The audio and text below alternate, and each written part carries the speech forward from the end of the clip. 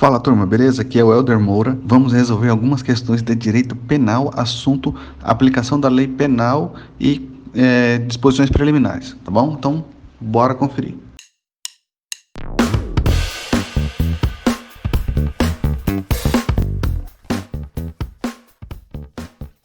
Resolver aqui as nossas questões de direito penal. O assunto é aplicação da lei penal, disposições preliminares do Código Penal. Vejamos aqui a nossa primeira questão. É a questão número 19. Estamos começando pela questão número 19. Diz o seguinte: o direito penal brasileiro proíbe interpretação analógica, ainda que ela seja favorável ao réu. Essa questão eu marco como errada. Por quê? Por esse final aqui, olha. Ainda que seja favorável ao réu. Isso não é verdade, porque existe o Instituto da Analogia e ela é permitida in bonam partem, ou seja, para beneficiar o réu, para prejudicar não, ela nunca é utilizada.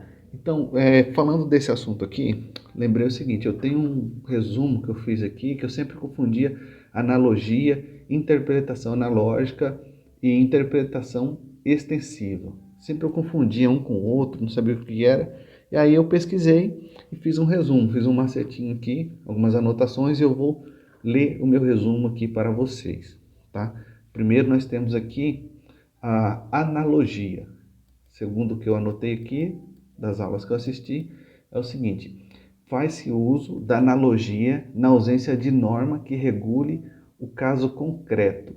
Aplica-se a solução de um caso previsto e regulado pelo direito a outro caso não regulado. Então aqui é o seguinte, você vai fazer o uso da analogia, lembrando que é somente para beneficiar o réu, para prejudicar não. Você vai fazer o uso da analogia da seguinte forma: quando tem uma ausência de uma norma que vai regular determinado caso. Então não tem uma norma que regule aquilo que você vai fazer. Aplicar, você não, o juiz no caso, né? Não sei que você for juiz. Quando você for juiz, aí sim. Aplica-se a solução de um caso previsto, de alguma coisa que já esteja regulada por lei, alguma coisa que já tem uma legislação falando sobre isso. E aí sim, vai utilizar nesse caso parecido. Aí nós temos a analogia, tá? E o que o... Olha só. Olha só, nós estamos conversando aqui, a Siri pensou que é com ela, olha só, tá? O celular está aqui perto. Calminha aí, Siri, não é com você ainda não. Deixa ela quietinha aqui. Voltando aqui, já que a Siri me atrapalhou, é o seguinte, o operador do direito, ele vai argumentar o quê? Se houvesse uma regulação, alguma lei, ela seria dessa forma, entendeu? Ela teria a mesma aplicação que essa determinada lei que nós estamos comparando. Então, nós estamos fazendo uma analogia a uma outra parecida. Então, se houvesse algo disciplinando esse determinado caso concreto aqui, que o operador do direito quer solucionar, ela seria parecida com essa outra que existe, entendeu? Então, isso aí é a analogia. E aí, agora vamos ver aqui a interpretação analógica. A interpretação analógica, deixa eu ver aqui meus comentários. Assim, só reforçando aqui a questão da analogia que nós acabamos de falar, ela só é aplicada por omissão da lei, tá? É o que nós falamos agorinha, quando não tem lei disciplinando sobre determinado assunto, tá? Então vamos retomar agora aqui a interpretação analógica. A interpretação analógica é um método de interpretação. Ele é um método de alguma coisa que já é previsto, alguma coisa que já existe essa lei. Então é um método, é uma forma de interpretar, diferente da analogia. Analogia é quando não tem uma determinada lei disciplinando sobre algo e utiliza-se uma outra parecida. Mas a interpretação analógica, o próprio nome já fala, interpretação. Então nós vamos interpretar algo que já existe, entendeu? Então existe uma lei a ser aplicada e essa lei tem uma lacuna, tem uma parte dentro dela que está omissa, tá entendendo?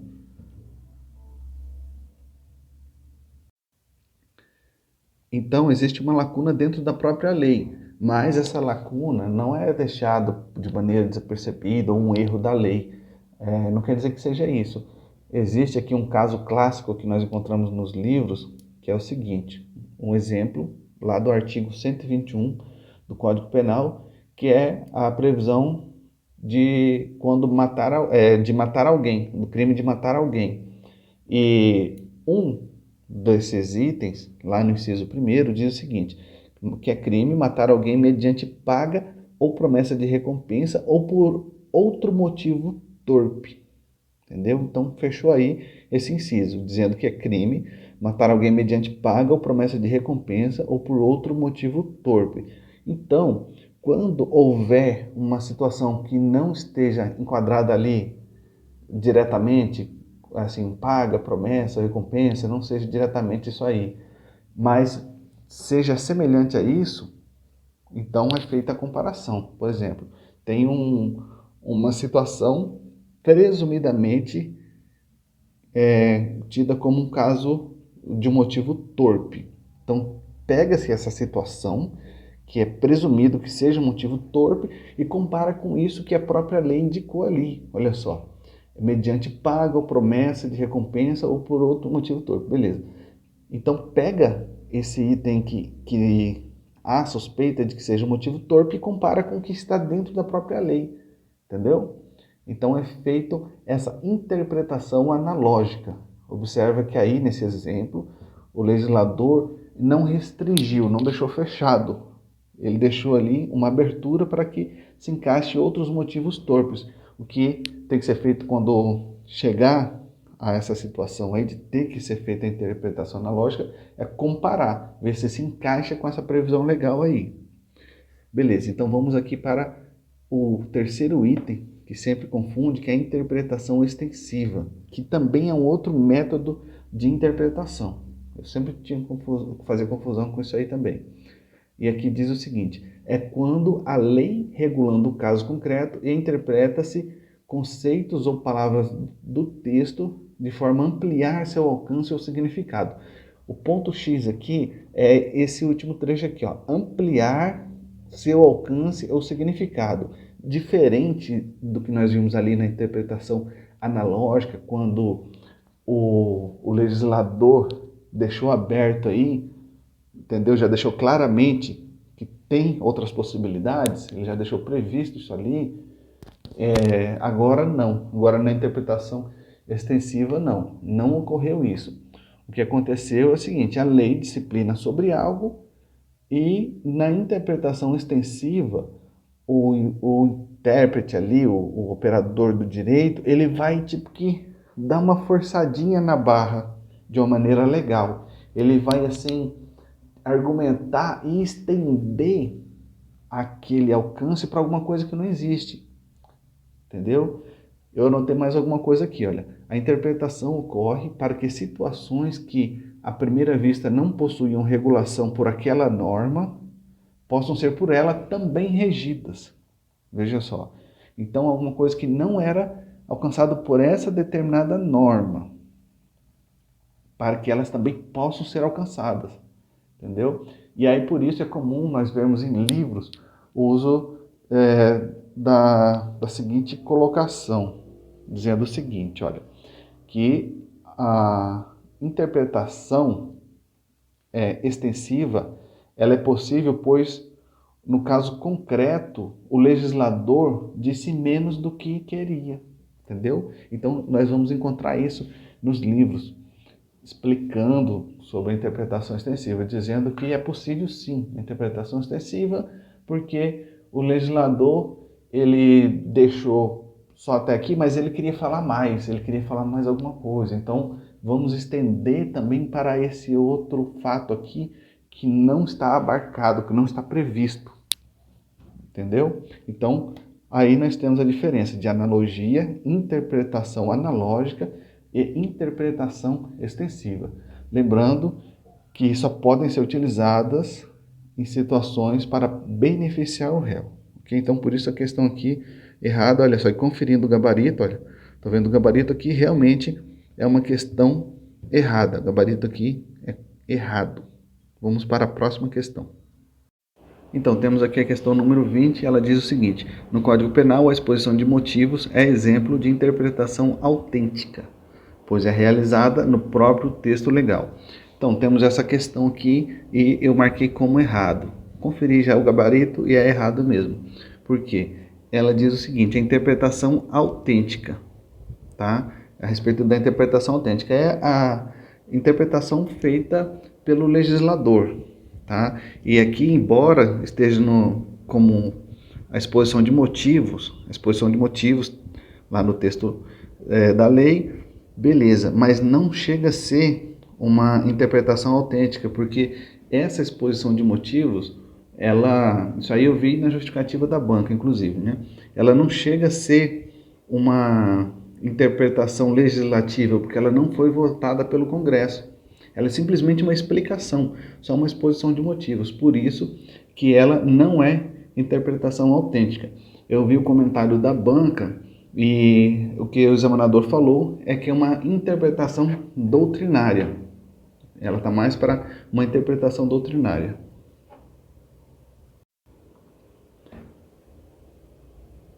Agora a questão 21, ela diz o seguinte, lei posterior que deixe de considerar crime determinado fato faz cessarem tanto os efeitos penais quanto os efeitos civis de eventual sentença condenatória. Essa questão aqui, ela está errada. Esse enunciado aí está errado, porque ele fala aqui, olha, que deixa de cessar também os efeitos civis de eventual sentença condenatória. Isso aqui não é verdade, porque não está assim lá no Código Penal, lá no artigo 2º, que fala a respeito do abolitio criminis, eu não lembro agora como que fala certinho lá, mas depois só dá uma conferida lá. Ele não fala sobre efeitos civis. E também tem mais uma situação, por exemplo, o cara, ele foi, digamos assim, condenado por um crime, determinado crime, depois deixou de ser crime, mas o efeito civil, a reparação do dano, por exemplo, ainda existe. Então quer dizer que ele não vai precisar pagar o prejuízo que ele causou, entendeu? Então isso aí seria injusto, até mesmo com a outra parte, né? Quem sofreu aí a lesão, ou enfim, qualquer circunstância, nem que seja o Estado ou alguma pessoa mesmo, uma pessoa física. Então, por conta disso, deixou de ser crime, mas os efeitos civis continuam. Se você danificou alguma coisa, tem que pagar, enfim. É isso aí, é a questão número 20. Aliás, só corrigindo aí, eu falei 20, mas é 21, nós acabamos de fazer a questão 21. Para a questão 22, ela diz o seguinte, ocorre abolitio criminis quando o tipo penal é revogado por outra norma e a norma revogadora desloca o caráter criminoso do fato para outro tipo penal recém-criado. Veja bem, aqui ele está falando o seguinte, que sobre o abolitio criminis, ele disse que, segundo o enunciado, é revogado, tá? Determinada norma revogada, um dispositivo, e aí o que acontece? Essa norma revogadora, essa norma que veio revogar esse artigo aí, por exemplo, ela vai deslocar o caráter criminoso, aquele caráter tipificado, para um outro tipo penal recém-criado, ou seja, um outro artigo, uma outra lei, alguma outra coisa recém-criada, vai deslocar. A questão está afirmando que isso aí é abolitio criminis, mas está errado. Isso aí não é abolitio criminis. Isso aí é a continuidade normativa típica. Tem até lá no resumo que eu fiz, eu mandei para vocês aí. Acontece o seguinte, nesse princípio da continuidade normativa típica. Quando algum, digamos assim, artigo, um dispositivo da lei, ou então a própria lei é revogada, mas aquele fato continua sendo crime, e ele ainda vai continuar sendo previsto como crime, só que em outra lei, em outro canto qualquer, aí você só fez um deslocamento. Você não aconteceu um abolitio criminis. Você apenas deslocou esse fato. Aí por isso que é o princípio da continuidade normativa típica. Por exemplo, o artigo 214 do Código Penal foi revogado. Nele falava o seguinte, que o atentado violento ao pudor é crime, mas esse fato continua sendo crime, porém o artigo foi revogado. E aí teve uma alteração lá no 213 e enquadrou todo mundo junto. Entendeu? Atentado violento ao pudor, estupro, esse tipo de coisa assim. Então, houve só um deslocamento, não houve aí uma abolitio criminis, entendeu? Por isso a questão está errada.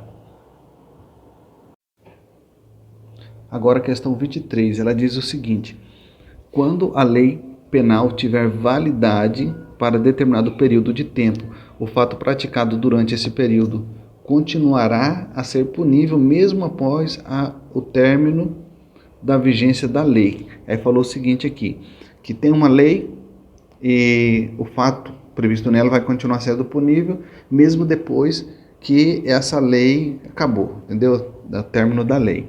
O que acontece é o seguinte, essa questão aqui está certa. Por que ela está certa? É um típico caso aí da lei temporária ou excepcional.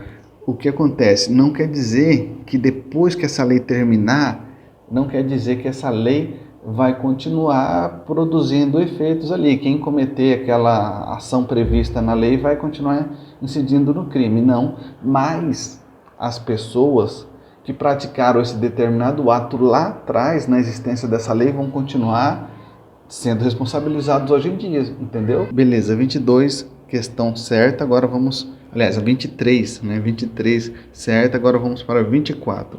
Diz o seguinte: a revogação do crime de atentado violento ao pudor não configurou abolitio criminis, pois houve continuidade típico-normativa do fato criminoso. Essa daqui todo mundo vai saber que está certo, né? Foi o exemplo que nós utilizamos ali na questão anterior, sem ser essa na anterior. Certo, é o mesmo comentário que eu fiz lá na questão 23, gabarito certo. 5, vamos ver aqui, ela diz o seguinte, tem uma historinha aqui que ele conta sobre Manuel e tal, e vamos ver que historinha que é essa aqui. Diz assim, no item tal, beleza, contou que vai ter uma historinha. Manuel praticou conduta típica como crime. Com a entrada em vigor de nova lei, esse tipo penal foi formalmente revogado, mas a conduta de Manuel foi inserida em outro tipo penal.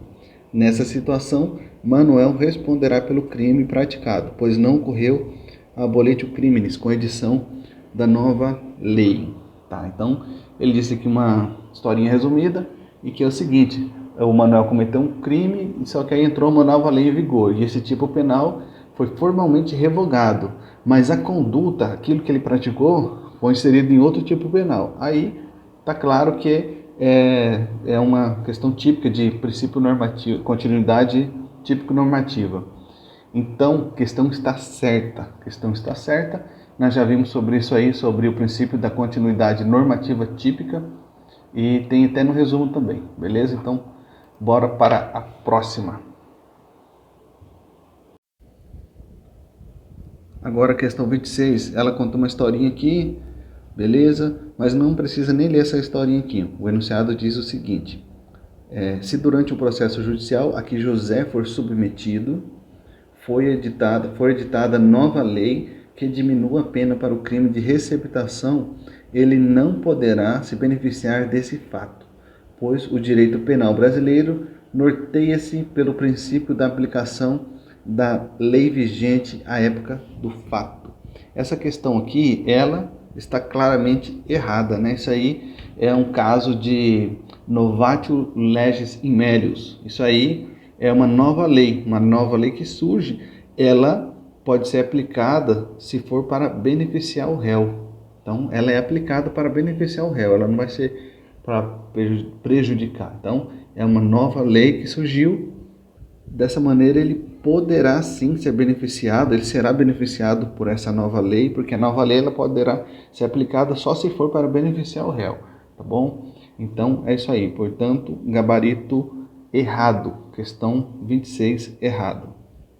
Questão 27, ela diz o seguinte: em 7 de janeiro de 2017, João praticou conduta que à época configurava crime punível com prisão. Beleza. O resultado desejado pelo autor, no entanto, foi alcançado somente 2 meses depois, ou seja, em 7 de março do mesmo ano, momento no qual a conduta criminosa tinha previsão de ser punida com pena menos grave de restrição de direitos. E aí vamos ver aqui o enunciado. João não poderá ser condenado com pena de prisão em razão da retroatividade da lei mais benéfica. Essa questão aqui está certa, o gabarito é certo porque realmente, olha só, se ele cometeu um crime, estava prevista determinada pena de prisão. Beleza, depois de um tempo surgiu aí uma nova lei que previa uma pena menos grave, menos grave do que a que foi da época que ele praticou a ação do fato, certo? E nesse é o típico caso da retroatividade da lei penal mais benéfica, porque a lei que ela foi criada, por exemplo, agora, ela vai voltar no tempo para uma época que ela não existia, 2 meses atrás, entendeu? Então a lei está retroagindo, para alcançar uma época que ela nem sequer existia, ou seja, há 2 meses. Esse tipo de questão aí, antes eu errava bastante, porque eu fazia confusão com da retroatividade com a ultratividade. Um caso desse mesmo, erroneamente eu falaria antes que é um caso de ultratividade. Falar não está certo, só estou relembrando aqui, dando um exemplo para vocês não caírem nessa pegadinha. Naquela época eu pensava o seguinte, que seria ultratividade porque o cara cometeu o crime e aí ele ia pegar uma lei lá da frente, mas não.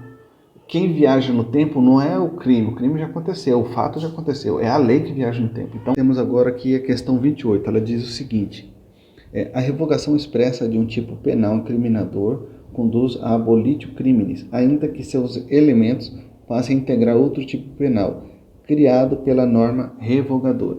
Essa questão está errada, isso aí é uma questão que já se tornou fácil, nós resolvemos aí 2 ou 3 questões sobre esse assunto. Esse aqui é um caso da continuidade, do princípio da continuidade normativa típica. Então isso aí nós já comentamos lá atrás, por isso a questão está errada. Beleza, fechamos aqui esse ciclo de questões. Pessoal, valeu, muito obrigado pelas participações, pelas mensagens aí no nosso grupo de questões no WhatsApp. Deixe aí uma curtida para nós, compartilhe essa transmissão com alguém. Bora conquistar essa vaga, tamo junto, forte abraço.